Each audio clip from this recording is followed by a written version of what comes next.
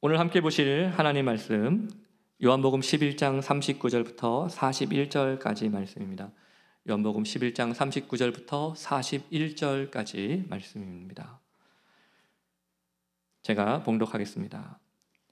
예수께서 이르시되 돌을 옮겨 놓으라 하시니 그 죽은 자의 누이 마르다가 이르되 주여 죽은 지가 나흘이 되었음에 벌써 냄새가 나나이다. 예수께서 이르시되 내 말이 내가 믿으면 하나님의 영광을 보리라 하지 아니하였느냐 하시니 돌을 옮겨 놓으니 예수께서 눈을 들어 우러러 보시고 이르시되 아버지여 내 말을 들으신 것을 감사하나이다. 아멘.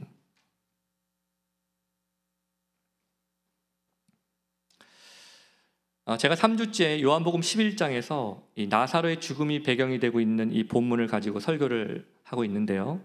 그래서 아마 여러분 중에는 목사님 그래서 나사로가 언제 부활하는 겁니까? 라고 혹시 묻고 싶은 분이 계실지도 모르겠습니다. 근데 여러분 또 조급해하지 않기를 바랍니다. 곧 다시 부활하십니다. 저도 빨리 살리고 싶어요. 근데 아직은 또 아닌 것 같아요. 왜냐하면 제가 이 본문을 묵상하면 묵상할수록 이 나사로가 살아나는 것보다 더 중요한 것이 있다는 것을 자꾸 발견하기 때문에 그렇습니다. 사실 이것은 저만의 생각은 아닙니다. 예수님도 마찬가지셨어요. 여러분 만약에 예수님께서 그저 나사로가 다시 살아나는 것을 목적으로 하셨다면 사실 그분이 베다니로 굳이 찾아오실 필요는 없잖아요. 그냥 그 자리에서 명령만 하셔도 되는 거 아닙니까?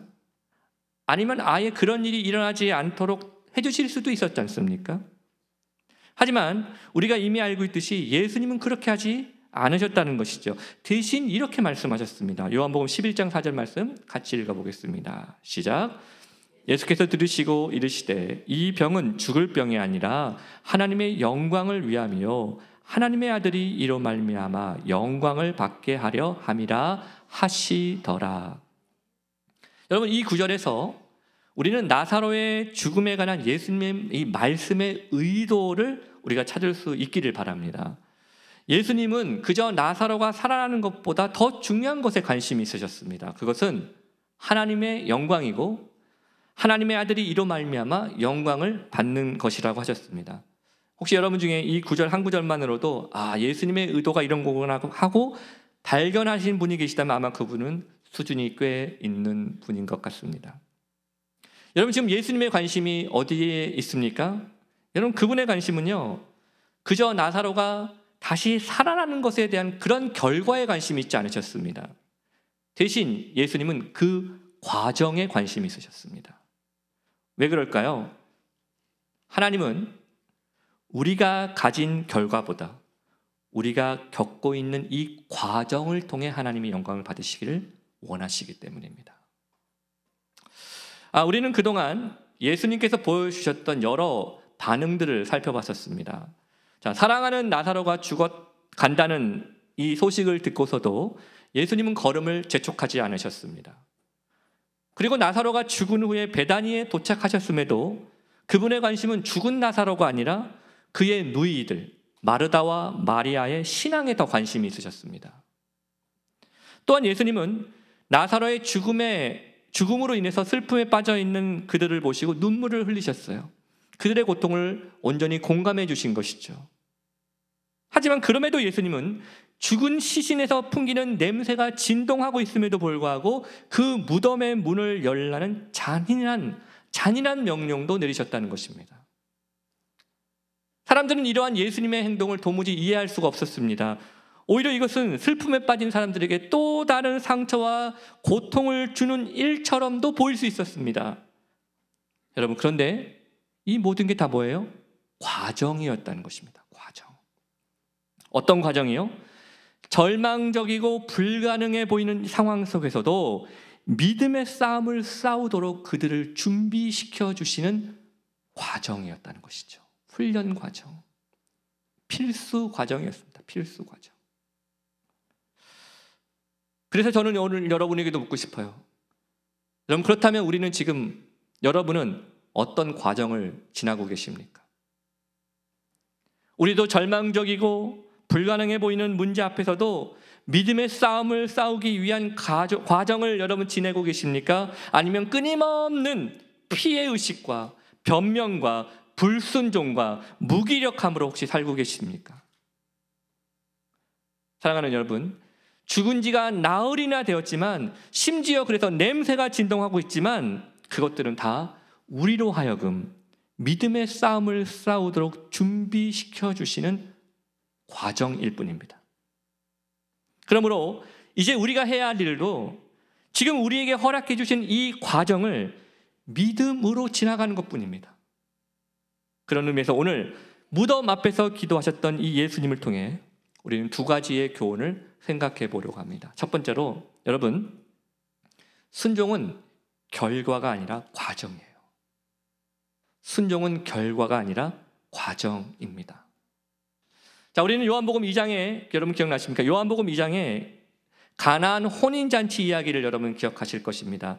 그날 그 결혼식에서 너무나도 큰 문제가 발생했습니다. 포도주가 떨어진 것이죠. 포도주가 떨어졌다는 것은 더 이상 그 결혼식 잔치가 기쁨이 이어질 수 없다라는 것을 의미했습니다. 이때 예수님께서는 하인들을 통해서 6개의 돌 항아리에 물을 가득 채우라고 하셨어요. 그리고 그 항아리에서 뜬 물을 그 잔치를 주관하고 있는 연회장에게 갖다 주라고 했습니다. 그런데 그 연회장이 물이 물로 된 포도주를 맛보고 깜짝 놀랐어요. 깜짝. 포르투갈로 따봉. 예? 스페니시로는 에스타비엔. 예. 한국어로는 대박.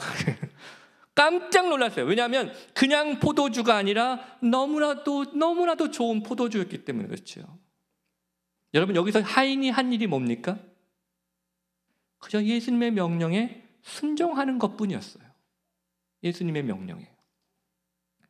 여러분, 저는 믿음이란 하나님께서 하시는 일과 인간이 해야 할 일을 구분짓는 일이라고 생각해요. 오늘 본문에서 예수님은 나사로의 무덤 앞에 있는 사람들이 해야 할 일이 무엇인지를 분명하게 말씀하셨습니다. 요한복음 11장 39절 같이 읽어보겠습니다. 시작. 예수께서 이르시되 돌을 옮겨 놓으라 하시니, 거기까지 말겠습니다.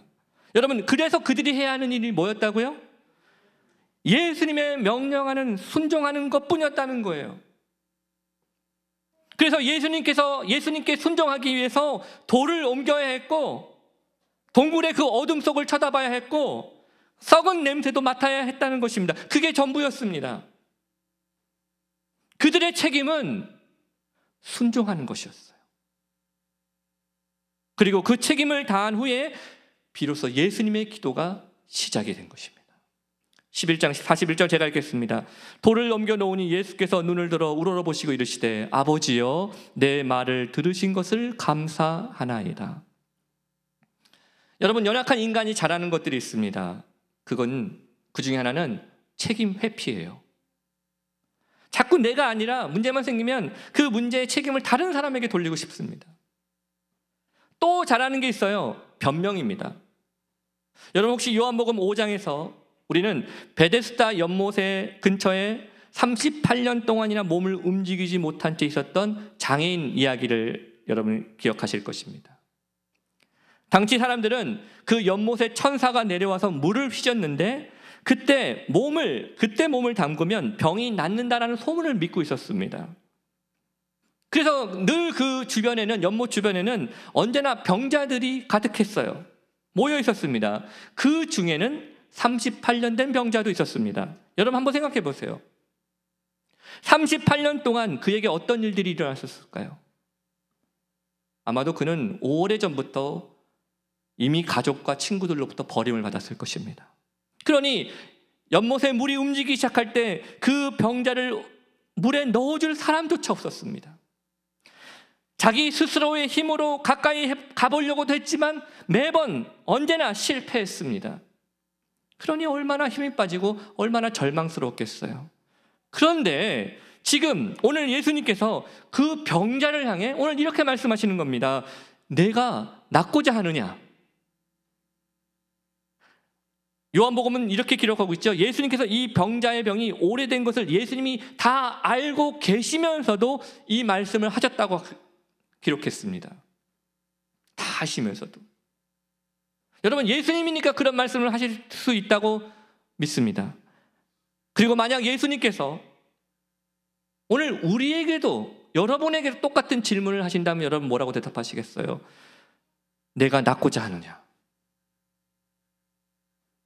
못 믿으시나 본데요. 잠깐 제가 다시 한번 물어보겠습니다. 예, 제가 입을 꽉꽉 물고 얘기하지 않습니까? 예.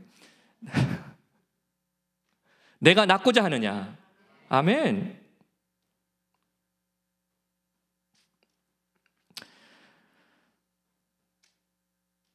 그런데 한번 이렇게 생각해 보죠. 그럼 38년 된 병자도 예수님의 이 질문을 듣고 그에게 이 질문이 희망의 메시지였을까요? 아멘 할 수 있었을까요? 아니었어요. 그는 평생을 낫고자 애를 썼지만 아무것도 얻을 수 없었고, 그래서 이 병자에게 이 예수님의 질문은요, 오히려 희망이 아니라 더 큰 절망감과 상처를 줄 뿐이었습니다. 언젠가 제가 헤어샵에서 제 머리를 이렇게 다듬어 주시고 또 샴푸까지 해주신 미용사분이 제 머리를 이렇게 말려주시면서 저에게 친절하게 질문을 이렇게 하셨어요. 머리를 어느 쪽으로 넘겨드릴까요? 왜 웃으시죠? 그래서 저도 대답했어요. 편하신 대로 해주세요.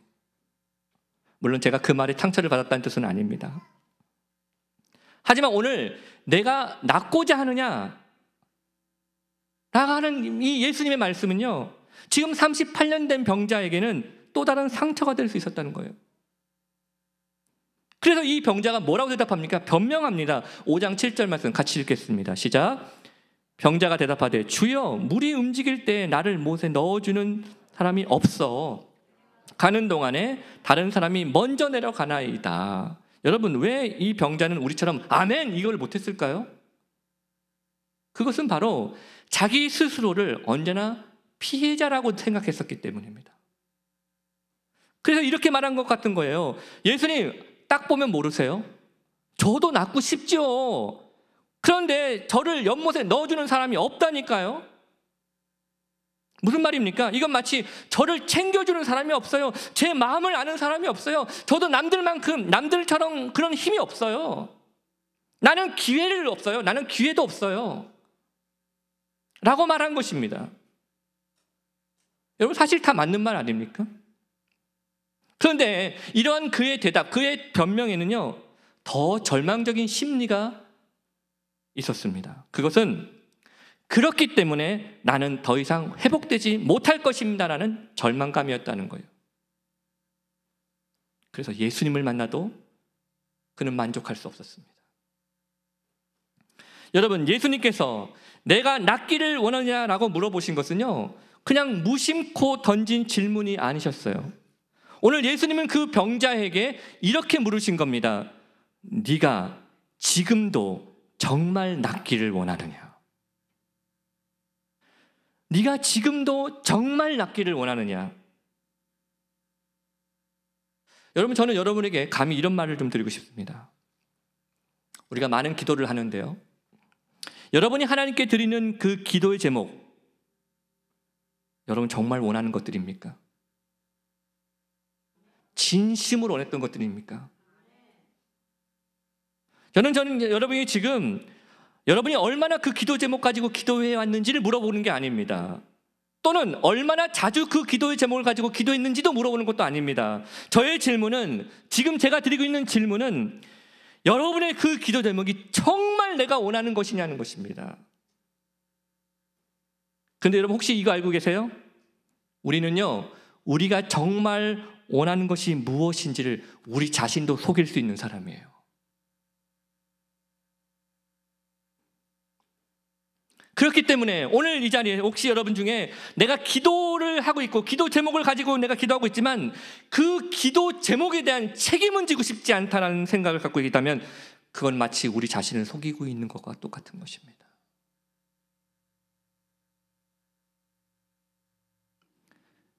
예수님이 그걸 알고 계셨던 것이죠. 내가 정말 낫고자 하느냐? 여러분, 우리에게 간절한 소망이 있다면요, 우리는 그 소망에 대한 책임도 지려고 해야 돼요. 그런데 우리의 책임이 뭐라고 그랬습니까? 그건 예수님께 순종하는 것입니다. 그래서 예수님은 그 병자에게 불가능해 보이는 명령을 하셨습니다. 5장 8절에 예수께서 이르시되 일어나 내 자리를 들고 걸어가라 하시니, 여러분, 이 예수님의 명령에 베데스다 연못에 물이 움직이진 않았는데요, 이 병자의 마음은 흔들렸어요. 그래서 요한복음 5장 9절에 이렇게 얘기합니다. 그 사람이 곧 나아서 자리를 들고 걸어가니라. 여러분, 이 병자가 한 일이 무엇이었습니까? 피에 막 의식 속에 쪄들어가지고 그냥 변명하느라고 바쁘고, 그게 아니라 지금 뭐 했다는 거예요? 예수님의 말씀에 순종했다라는 것입니다. 언제까지 했을까요? 그가 자리를 들고 걸어갈 때까지. 사랑하는 여러분, 그렇기 때문에 순종은 결과가 아니라 과정이에요. 과정. 그러니 예전에 순종했다가 아니라 지금도 순종하고 계셔야 됩니다. 한 번 순종이 아니라 계속 순종하는 거죠. 여러분, 실패할 수도 있잖아요.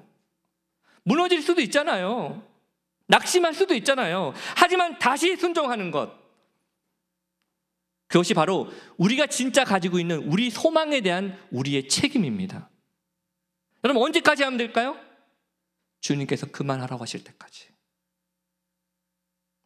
그리고 오늘 본문에서도 예수님은 예수님의 말씀에, 그리고 사람들은 예수님의 말씀에 순종했잖아요. 돌문을 옮기라. 그러니까 돌문이 온전히 옮겨질 때까지 그들은 순종했습니다. 그러자 예수님의 기도가 시작이 된 것입니다. 사랑하는 여러분, 주님의 사인이 있을 때까지는요, 그 막힌 돌문을 힘차게 미셔야 돼요. 마지막 두 번째로, 여러분, 감사와 찬양으로 우리의 마음이 바뀌기를 소망합니다. 감사와 찬양으로. 자, 예수님의 기도는 돌문이 옮겨지고 나서야 시작이 됐습니다. 요한복음 11장 41절 이렇게 얘기했죠. 돌을 옮겨 놓으니 예수께서 눈을 들어 우러러보시고 이르시되 아버지여, 내 말을 들으신 것을 감사하나이다. 그리고 우리는 여기서 예수님의 기도가 우리에게 주는 몇 가지 사실을, 중요한 사실을 알게 됩니다. 일단 예수님도 기도하셨다라는 점. 예수님도 기도하셨습니다. 우리는 어떻습니까? 이 바쁜 세상에 변명할 것도 많고 남 탓도 하고 싶고 화도 나고 상처도 받고 두렵고 외롭고 불안한데, 그래서 기도하고 계십니까? 보십시오. 예수님은 그 우울해 보이는 그 무덤 앞에서 기도하셨어요. 왜요? 우리가 얼마나 두려워하고 있는지, 우리가 얼마나 걱정하고 있는지, 우리가 얼마나 쉽게 상처받는 사람인지를 다 알고 계셨기 때문입니다. 그래서 누구도 쉽게 기도할 수 없을 것 같은 그 절망의 상황, 절망의 무덤 앞에서 예수님은 스스로 기도의 본이 되어주셨습니다. 물론 우리 중에는 그럴 때마다 저는 기도하고 있는데요 라고 생각하는, 말씀하시는 분도 계실 것입니다. 그러면 제가 물어볼게요. 그런데 왜 기도하셨습니까? 그저 문제를 해결받고 싶어서 기도하셨습니까? 아니, 기도라도, 그냥 가만히 있는 것보다는 기도라도 하면은 마음이라도 좀 편해질 것 같아서 여러분 기도하셨습니까? 물론 우리가 기도라는 것을 통해서 우리의 문제를 해결받을 수도 있고 우리가 마음의 위로를 받을 수도 있습니다. 하지만 여러분, 우리가 기도해야 될 정말 더 중요한 이유가 있습니다. 그것은 주님께 복종하기 위해 기도하는 것입니다. 주님께 복종하기 위해 기도해야 되는 거예요. 여러분, 기도 없이 순종할 수 있다고 자만하지 않기를 바랍니다. 기도하지 않고서는요, 온전한 순종을 할 수가 없습니다. 그런데 더 놀라운 사실은 그런 우리의 연약함을 다 아시면서도 주님은 우리에게 다시 손을 내밀어 주고 계신다는 것입니다. 그리고 또 한 가지, 예수님의 기도는요, 무엇인가를 요구하는 말로 시작하지 않으셨다는 점이에요. 우리는 이것을 이미 예수님께서 가르쳐 주신 기도, 주기도문을 통해서도 우리가 찾을 수 있습니다. 여러분, 주기도문은 그저 모임의 끝을 부르는 주문이 아니에요. 그것은 우리와 하나님과의 관계가 무엇인지를 분명하게 깨닫게 하는 하늘의 언어입니다. 그래서 그 시작은 하늘에 계신 우리 아버지였습니다. 오늘 본문에서도 하나님은 그 하늘에 계신 그 아버지께 요구가 아닌 감사와 찬양으로 그 시작을 시작하셨어요. 아버지여, 내 말을 들으신 것을 감사하나이다. 여러분, 우리 기도는 어떨까요? 우리도 우리의 기도를 듣고 계시는 그 하나님 아버지에 대한 진정한 감사와 찬양이 있습니까? 하지만 안타깝게도 오늘날 현대 그리스도인들 중에 많은 이들이 기도할 시간이 없다라고 그래요. 기도할 시간이 없다.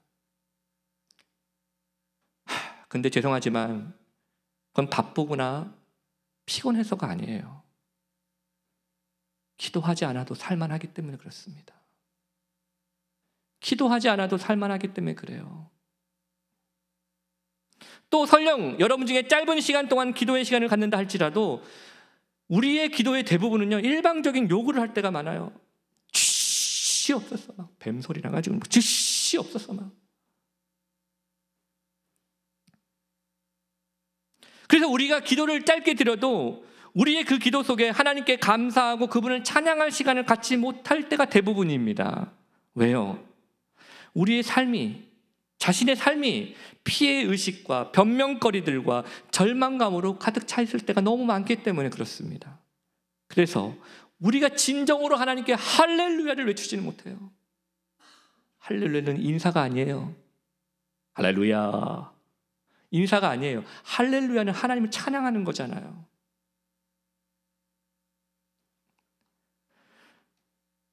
여러분, 성경은 늘 우리에게 우리 신앙의 기초가 무엇이어야 되는가? 그것이 바로 하나님을 향한 감사와 찬양이라고 우리에게 늘 가르쳤습니다. 빌립보서 4장 6절 같이 읽어보겠습니다. 시작. 아무것도 염려하지 말고 모든 일에 기도와 간구로 너희 구할 것을 감사함으로 하나님께 아뢰라. 우리 데살로니가전서 5장 16절부터 18절을 뭐라고 얘기합니까? 같이 읽어보겠습니다. 항상 기뻐하라. 쉬지 말고 기도하라. 범사에 감사하라.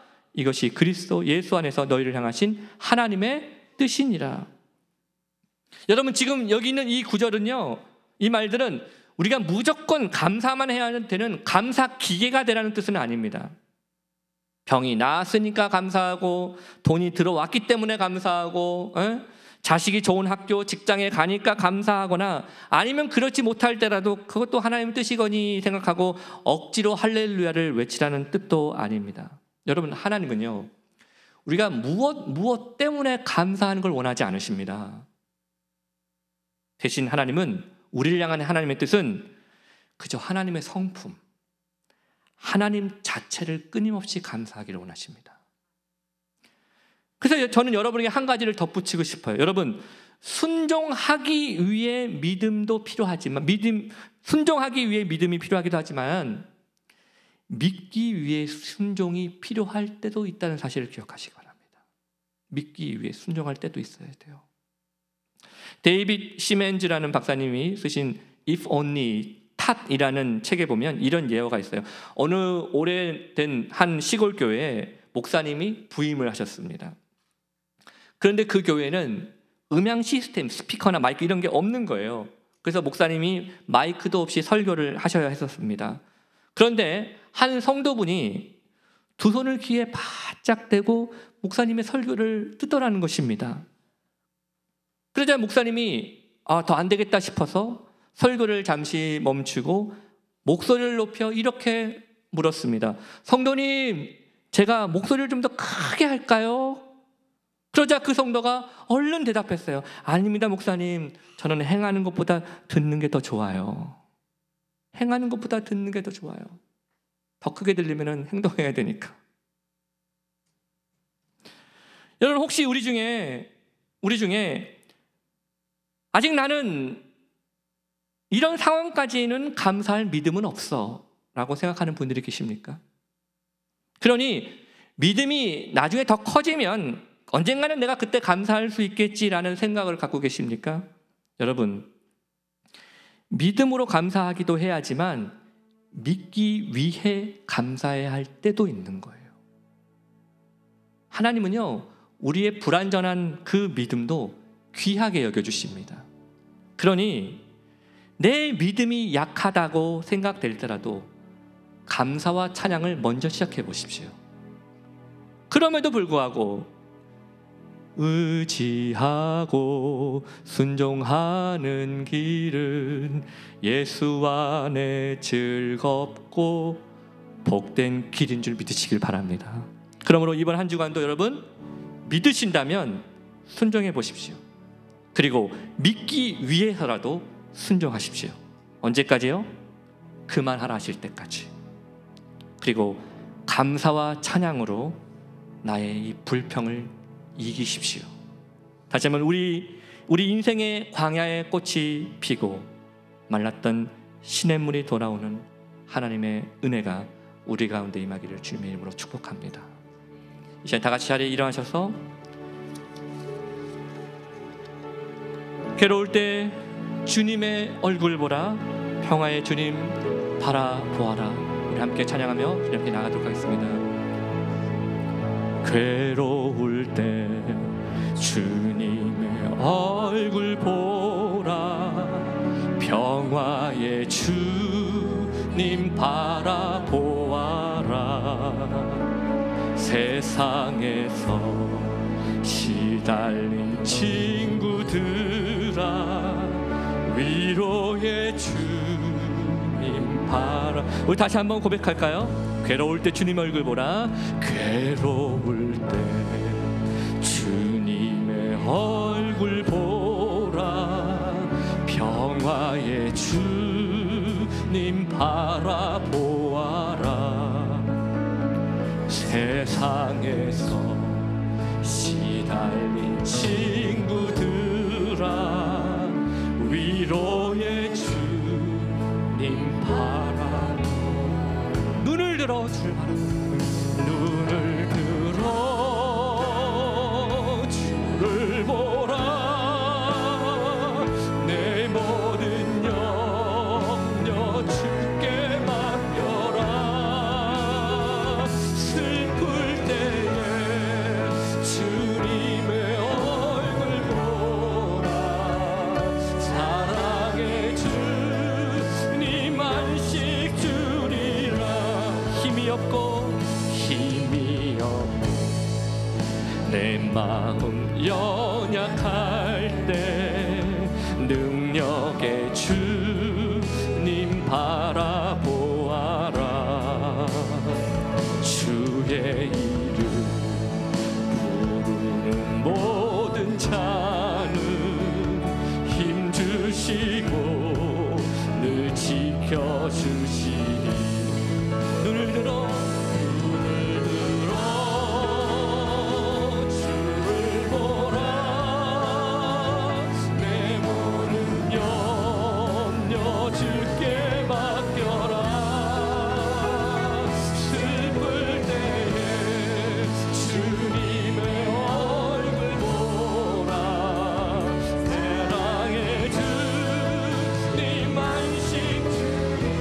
한번 힘이 없고 내 마음 연약할 때, 힘이 없고 내 마음 연약할 때, 여러분 능력의 주님 바라보시기를 바랍니다.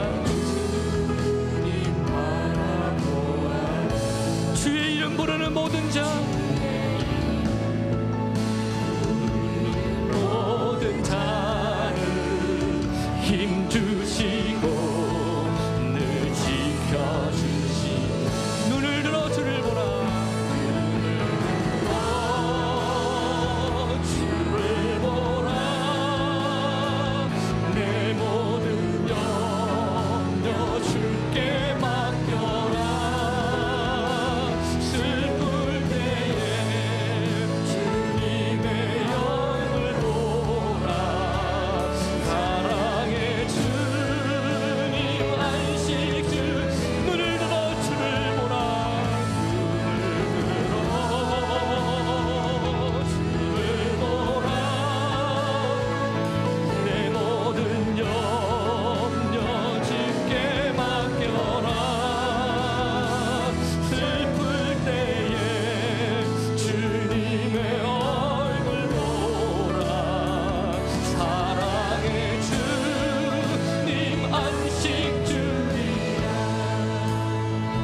시간 같이 기도하기 원합니다. Dear and brother and sister, we are getting ready to win the fight of faith. Even in times of discouragement, despair, and fear, God is teaching us to how to live by faith. So in this moment, let us decide to obey Him to the very end, and let us fill our hearts with thanksgiving and praise. 여러분, 오늘 이 시간 우리 과정을 겪고 있는 거예요. 그러니 오늘 주님께서 물어보실 거예요. 너 정말 낫기를 원하느냐? 너 정말 낫기를 원하느냐? 그러면 여러분 순종하십시오. 낭만과 절망과 그런 두려움 속에서도 믿음으로 사는 법을 배우고 있다는 사실을 여러분 기억하시고, 이 시간 주님께 내 마음에 감사와 찬양이 넘치게 하셔서 우리 합심으로 같이 함께 기도하며 나가겠습니다. Let's pray together. 하나님 아버지 감사합니다. 오늘도 제 말씀을 통해서 아버지의 뜻을 구하는 믿음의 삶을 살아가기를 소망합니다. 지치고 쓰러진 우리 마음 속에서 말씀을 이끌어주시고 아버지의 뜻을 구하는 믿음의 삶을 살아가게 해주시고, 쓰러진 우리의 고백들 하나님께서 말씀해 주시니 그것을 믿음의 삶을 살아가여 주시기를 간절하고 기도하고 소망합니다. 하나님, 우리가 이 시간을 지나며 뜨거운 마음으로 옆에 기도하기를 소망하며 불러주시옵소서. 아버지 하나님께 오늘을 불러주시고 이런 뜻을 구하는 믿음의 삶, 그런 믿음의 삶을 살아가기 위해서 들어서 시원하여 주시옵소서. 지치고 쓰러진 우리에게 뜨거운 말씀을 통해서 살아가게 하여 주시옵소서. 오늘도 주의 은혜를 구하며 주시옵소서. 오늘도 주의 은혜를 구하며 주시옵소서. 말씀을 통해서 아버지 뜻을 구하는 믿음을 주시옵소서. 오늘 말씀 가운데 귀한 믿음의 삶을 살아가게 도우시고 해주시기를 간절하고 기도하고 소망합니다. 주의 은혜를 풀어주시옵소서. 오늘도 주의 앞에 기도합니다. 하나님, 우리의 삶을 영광하게 기도합니다. 주의 영광 받으시옵소서. 오늘도 하나님 우리에게 주의 영광을 나타내는 귀한 것을 깨닫고 합니다. 나오니 오늘도 아버지 뜻을 고백하는 가오니 성령의 말씀을 통해서 들어주시고 아버지 뜻을 말씀을 주어주시고 아버지 음식을 주시고 전화주시기를 간절하고 믿어 주시옵소서. 오늘도 그 삶을 보여주시옵소서.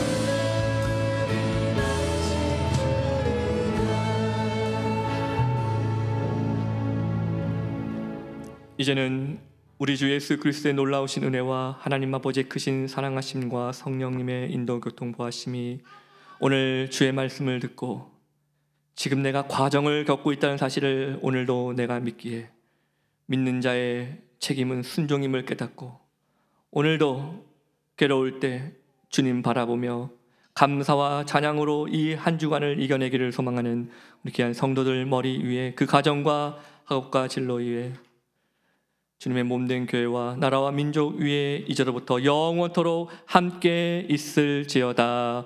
아멘.